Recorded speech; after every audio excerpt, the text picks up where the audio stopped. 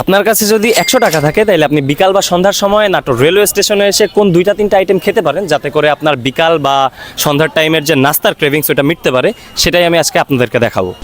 Natore railway স্টেশনে যদি আপনি আসেন তাইলে আপনি অনেকগুলো ফুড কোর্ট দেখতে পারবেন, বাট আমার প্রায়োরিটি লিস্টে সবার আগে থাকবে হইলো এই শিক কাবাবের দোকান। কাবাবের মশলায় মেরিনেট করে রাখা গরুর মাংস এবং এক পিস রুটিকে জ্বলন্ত কয়লার আগুনে হিট করা হয়, আর তারপর শিকের মধ্যে থাকা মাংসগুলো রুটির মধ্যে রেখে একটু পেঁয়াজ, একটু মরিচ এবং একটু মশলা দিয়ে আপনার হাতে তুলে দেওয়া হয়।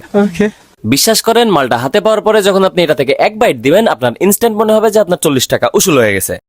তো প্রায়োরিটি লিস্টের সেকেন্ড আইটেম যেটা, ওইটা হচ্ছে একটা পুলি পিঠা, এন্ড এটার মধ্যে ভরপুর লেভেলের মুরগির ঝুরা মাংস আর পেঁয়াজ দেওয়া থাকে। আপনারা যদি একটু ভালো মতন খেয়াল করেন তাইলে দেখতে পারবেন যে ভেতরের পেঁয়াজ কুচি বাদে যতটুকু আছে সবটুকুই মুরগির ঝুরা মাংস। এই পিঠার সাথে ওনারা বাসায় বানানো একরকম সস দেয় যেটা দিয়ে খাইতে একদম মারাত্মক লাগে।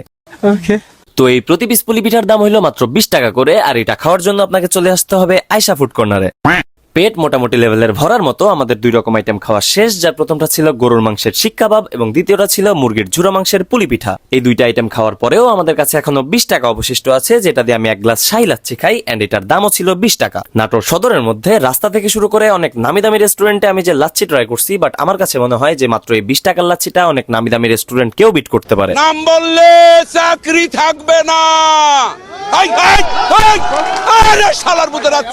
দাম মাত্র 20 টাকা হইলেও এটার থিকনেস এতটাই বেশি যেটা আমি অনেক বড় বড় রেস্টুরেন্টের 100 থেকে 150 টাকার লাচ্ছিতেও পাই নাই। তো যাই হোক, 100 টাকার মধ্যে আমাদের বিকাল বা সন্ধ্যাকালীন নাস্তা করা শেষ। আজকের মতো এই পর্যন্তই, দেখা হচ্ছে নতুন কোনো ভিডিওতে। ততক্ষণ পর্যন্ত স্টে টিউন, স্টে সেফ, আল্লাহ হাফেজ।